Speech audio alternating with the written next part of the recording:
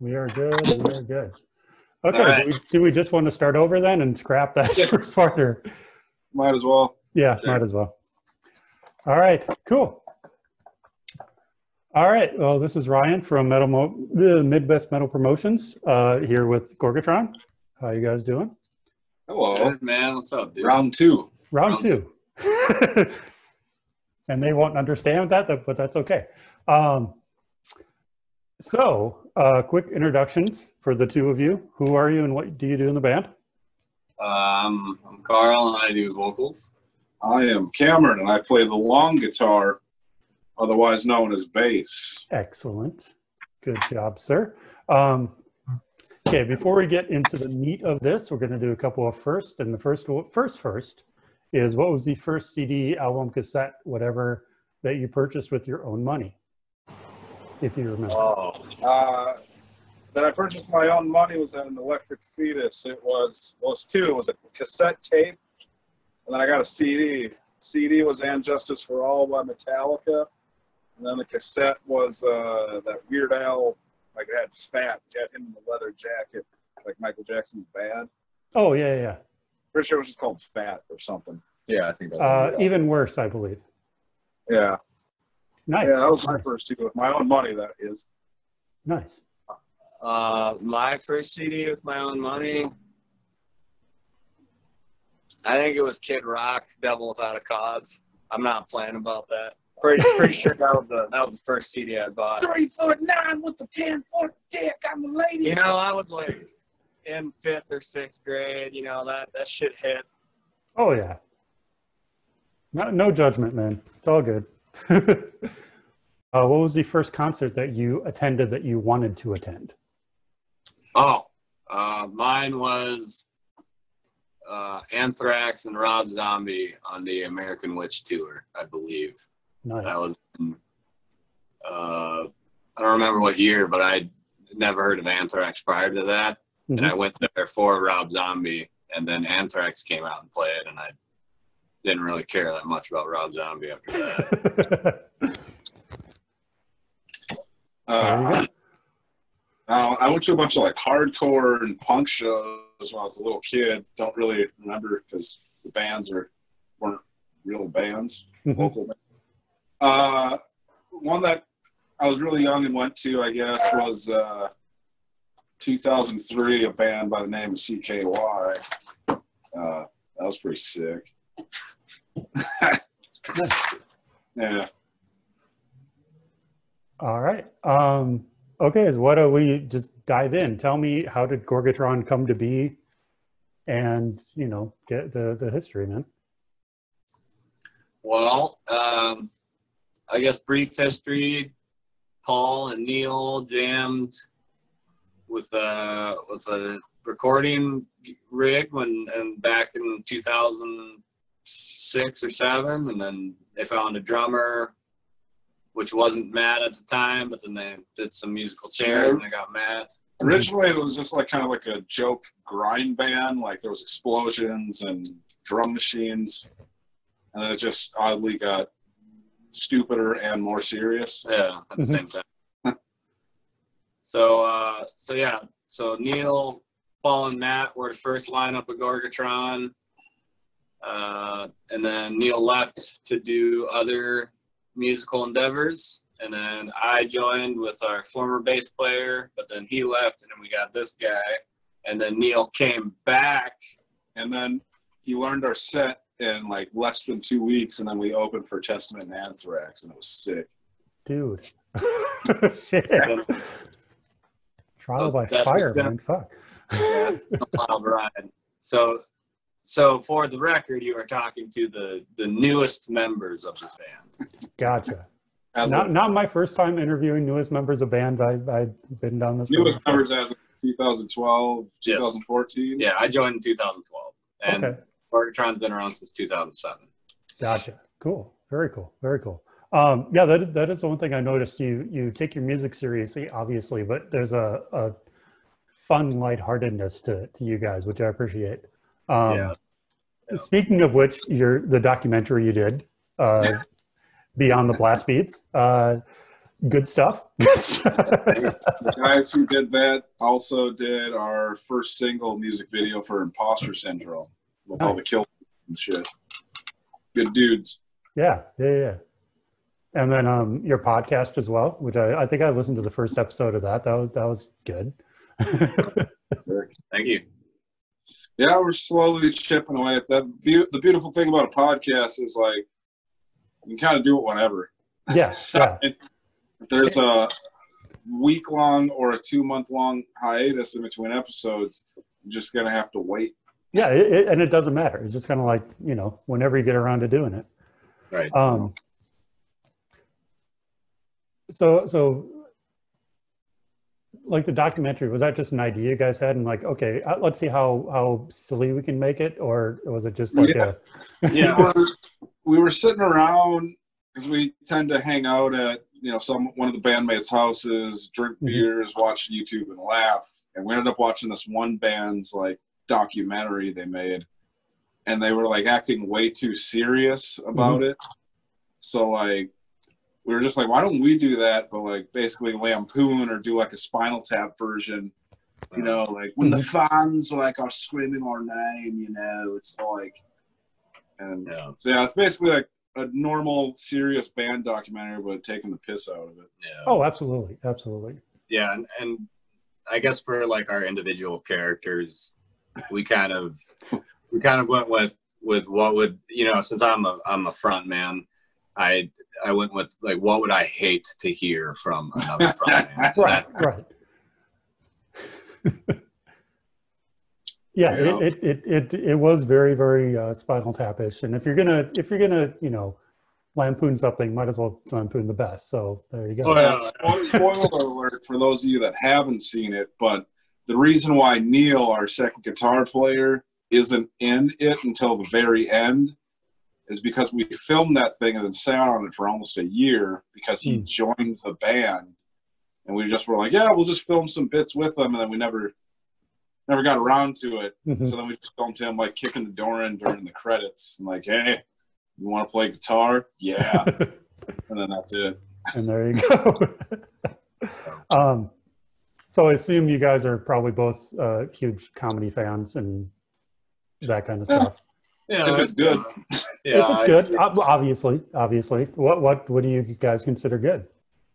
Are you talking like stand up or just like across the board? Whatever you got. We're all pretty big fans of the Big Lebowski. Anything Trey Parker, Matt Stone, all that stuff. Aqua Teen Hunger Force. Yeah, the other day I watched back to back. I watched Spinal Tap and then Best in Show. Nice. And that shit's perfect as fuck, man. Yeah, I don't know, Monty Python, Naked Gun type shit. Carl really, really loves Grandma's Boy.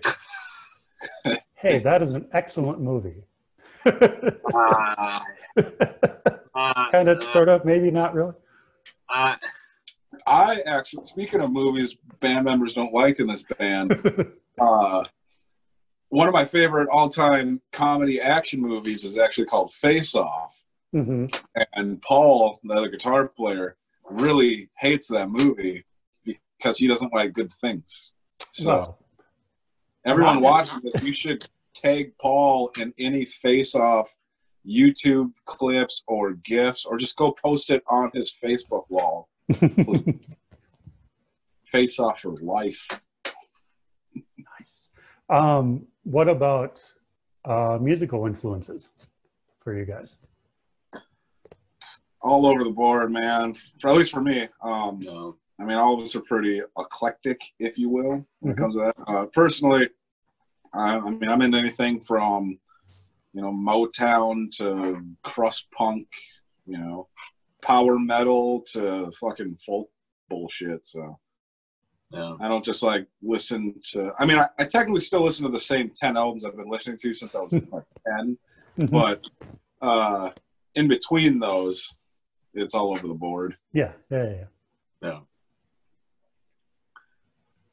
You talking? I mean, if you wanted to take the band as a whole, just Cannibal Corpse and Morbid Angel. The It's where we get our shit from, I guess. Yeah, I can see that. Well, okay, that leads me into this desert island question. If either of you could take one album to listen to for the rest of your life, what would it be? Oh, Believer Dimensions. Oh man, one act. Oh. Yeah, Believer, their third album, Dimensions, would be mine. And if that wasn't available at the Island Music Store, for probably Universal Culture Shock by Foreign Objects. That's so either or, whatever one they have in stock at the Island Music Store. Oh, of course, yeah. Oh man, if we were going Desert Island 1 CD, probably Obzen by Meshuggah, if I had to choose. That's a really tough question though, but I'd probably take that record. Okay. Yeah. I mean, that is a tough one because me personally, I don't know if I could answer that. It would change on probably a daily basis. Oh, I get that, man. So, I mean, I've seen you guys, I think twice, once for sure, maybe twice. And I know you come down to the cities as much as you can. I mean, now, obviously, nothing, but what are some of your favorite more Minnesota, Minneapolis bands to jam with and to hang out with? Minneapolis, we dig Deterioration. Mm-hmm. Glutton for Punishment, Mastiff, Invidiosis, In Defense, rest in peace. Who else? What's Lucas's other band? Not Pestafear. I don't even know if they're a band. Well, they're Sunless. Sunless, yeah. Sunless. Oh, yeah. We dig those dudes. I'm spacing. Oh, Violence Condoned. Yeah. Yeah, I can't even think of any more right now. But yeah, we mess with all those bands. Getting Stabbed. I think we've done one show with them. Yeah, we played with them in Mankato. Those guys rule. That whole band, that crew's fucking good folk. Yeah. Yeah. I'm sure there's more, but I'm just spacing right now. Yeah, that's always a hard question when I ask because they're just like, I don't know. There's so many, you know. Right. Like the Midwest right now has such a phenomenal music scene just across the board. It's kind of awesome. So yeah, we're in definitely a good time right now. What about venues? Any venues you've played down here that kind of stand out, or? I mean, for good or bad. Yeah, I mean, depending on who's working that night, Whiskey Junction's pretty rad. Mm-hmm. I've had some good shows there. We kind of started playing the Hex a lot now that that's not a thing. Mm-hmm. Now I'll talk about how amazing it was to go to the Hex. Yeah. We were working on something to start playing at the Amsterdam more. So March of this year, but then obviously all this current bullshit happened. Have we played the Amsterdam? No, I've played the Amsterdam. No, that place is cool as fuck, man. I remember seeing Crowbar there and then Battlecross a few years ago, and it's a good sounding room. Yeah, it's a great fucking room. Yeah. So yeah, I look forward to playing there a lot. Obviously, since there's not much left in the Twin Cities area for venues. Unfortunately. Like Terminal, is Club Underground still? Club Underground is still around, yeah. Yeah, so there's the Terminal, Whiskey Junction. I mean, there's obviously like, you know, your typical like your First Avs and Amsterdam, but those are booked out monthly bands. Yeah, those are your bigger ones, Taboos, stuff like that. A few weeks out and be like, hey, you do a show. See, and that's what I love about the smaller places. Like Terminal, you could literally call and say, do you have this date open? They'd be like, okay, it's yours. And I mean, it's so easy to get in there. Yeah.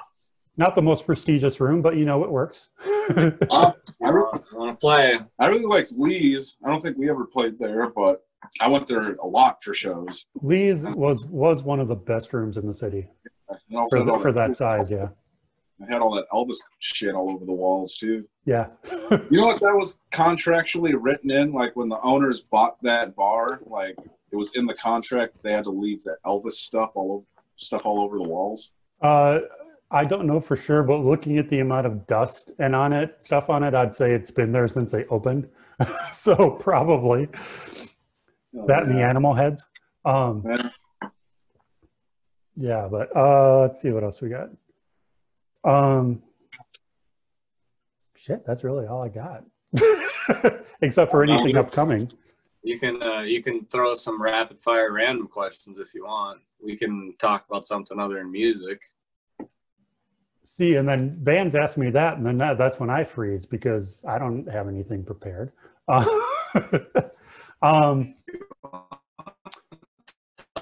Okay, you guys have toured. How about favorite late night tour food? Any burrito joint with a huge ass homemade flour tortillas. That's El Beldados or whatever it's called. anytime there's a 24-hour burrito joint, you gotta go there. Well, yeah, absolutely. Absolutely. That's yeah, probably. I will say, it's August now, right?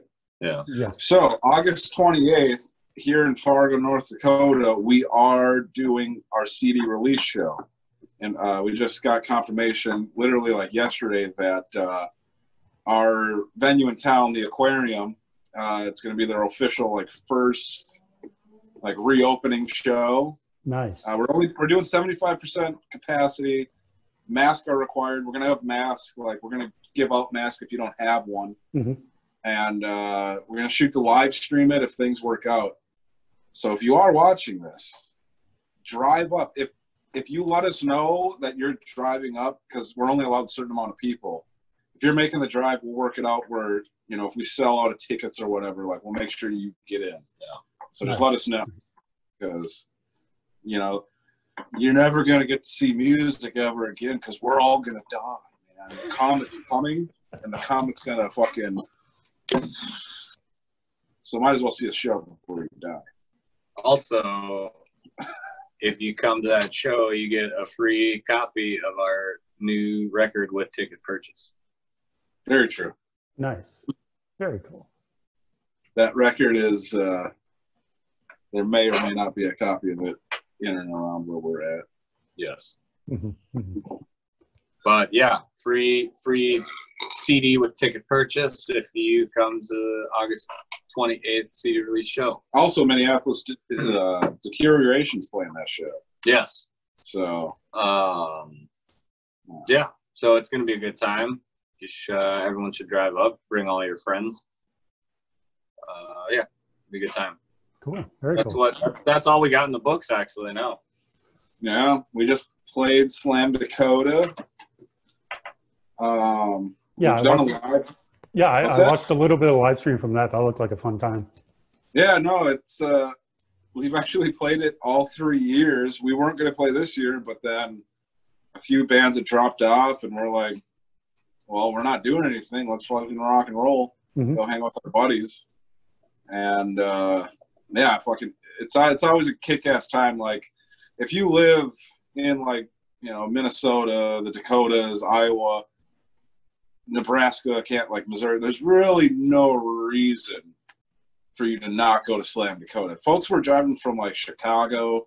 People flew from Vegas. Some guy came from Texas. Dude. It's slowly becoming, like, you know, for a Midwest thing. I mean, there's Chicago domination, and it's fucking killer. Also, Slam Dakota, don't sleep on it. That's what I say. There you go. There you go, sir.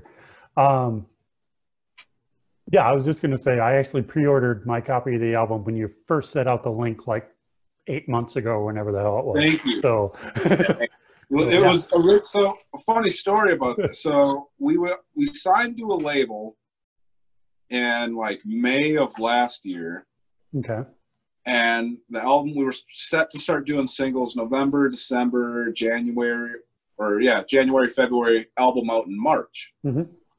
And then Disney or whatever swooped in and bought like all this distribution and a bunch of sub-labels, closed out ours. And I found out when I was out on the East Coast, and then Carl was recording vocals for a Merciful in like Kansas City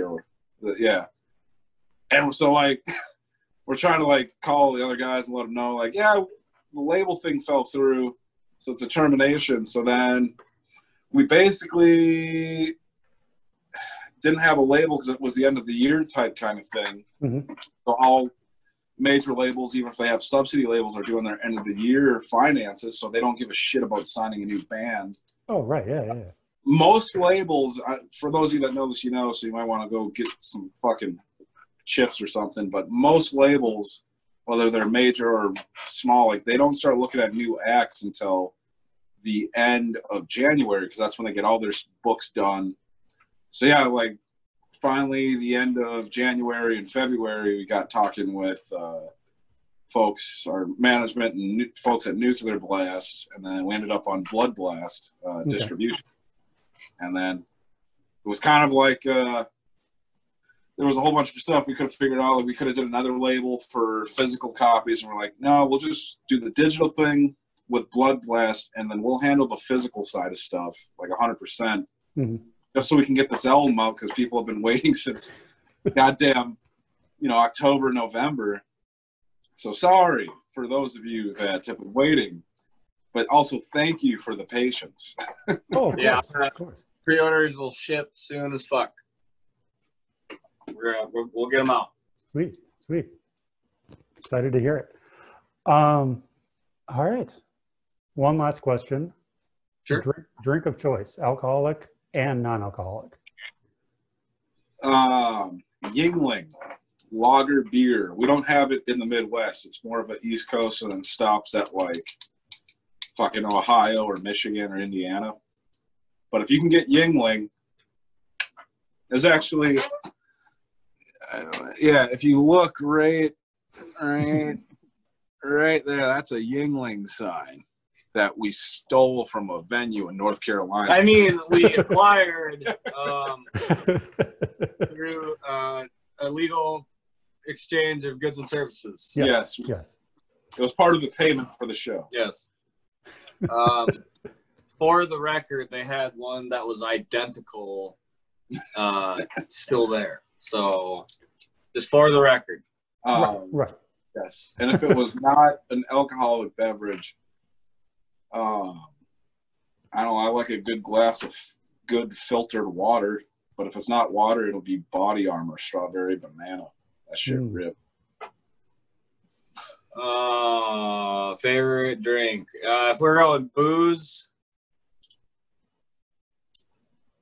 I'd probably have to say a Delirium. Yeah.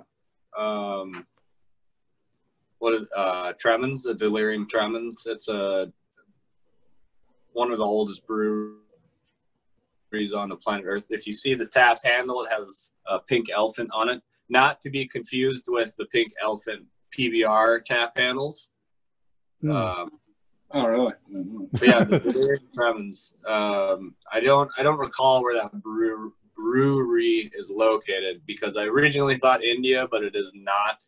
It might be Belgium. I'm not sure. Are they the same company as that? No, it starts with an H. That oldest brewery in like Germany. No, that's Weinstefaner. Yeah. Weinstefaner is good too, but that's a different brewery. That's the oldest German brewery. But Gotcha. if I had to choose beer, yeah, Delirium Tremens. And if I had to choose non-alcoholic, straight up water. I drink probably 36 gallons of water a day, because I like to be on top of my hydration game. So, yeah. The only thing that I drink is like water, caffeine, beverages, and booze. That's it. Nothing really else. Hey, yeah, I don't think anyone in the band really drinks soda. Yeah, well, no. There's some of the dudes in our band that drink soda. I don't fuck with soda, though. Yeah. I fuck with energy drinks, though, so that's pretty much the same thing. Yeah. But no, it's all good. Oh, now I remember. Because you guys have played around a lot. Any show highlights, really good shows, really bad shows you were really excited about, or just interesting tales from the road? I don't know. All right, so I don't know where we left off, but the sound guy in Toledo, Ohio was hanging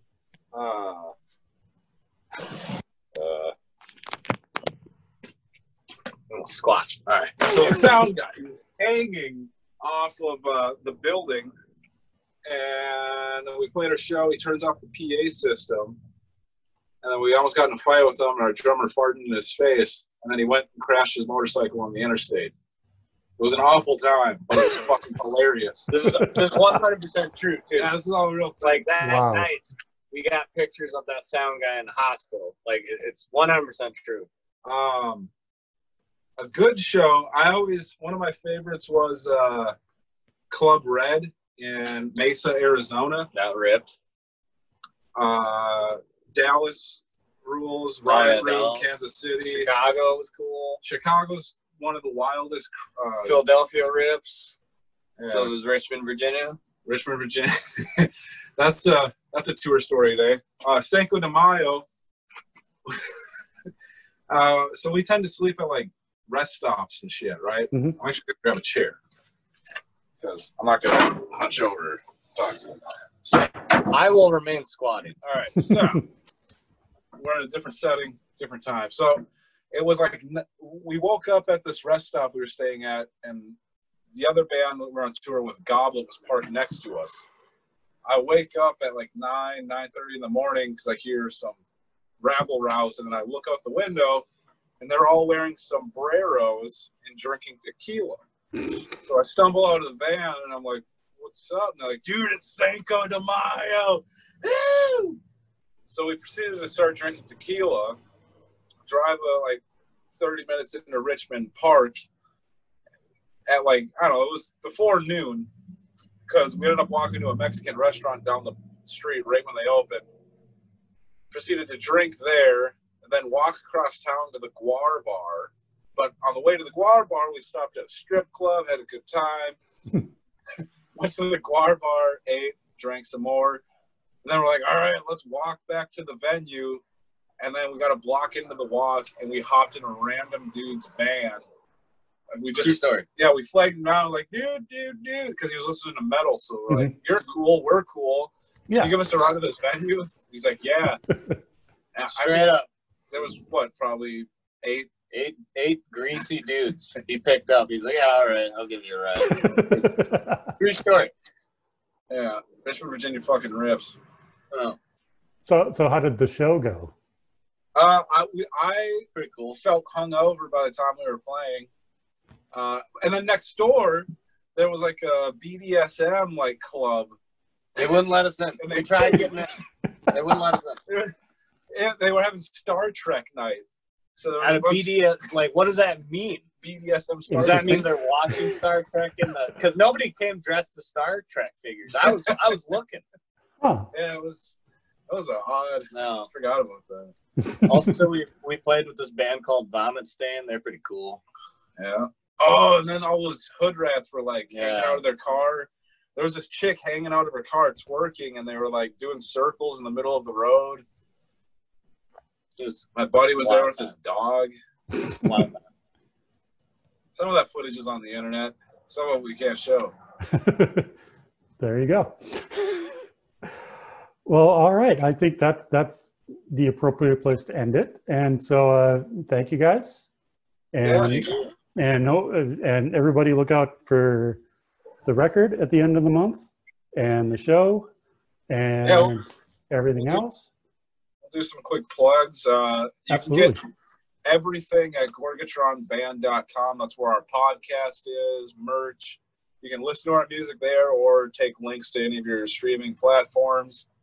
We have a show, once again, August 28th up in Fargo. If you're driving from outside of Fargo, put it in the group or message one of us, and we'll make sure you have a ticket because we're only doing 75% capacity, which is like 198 people. So let us know. I don't know, keep listening to rock and roll because you can't kill it. That's all I got. Yes. Fuck no. Cool. All right. I think that's it. You guys have a wonderful day. And yeah, we'll see you guys later. You All too, right. man. I'm good. Well, All right. bye. Bye.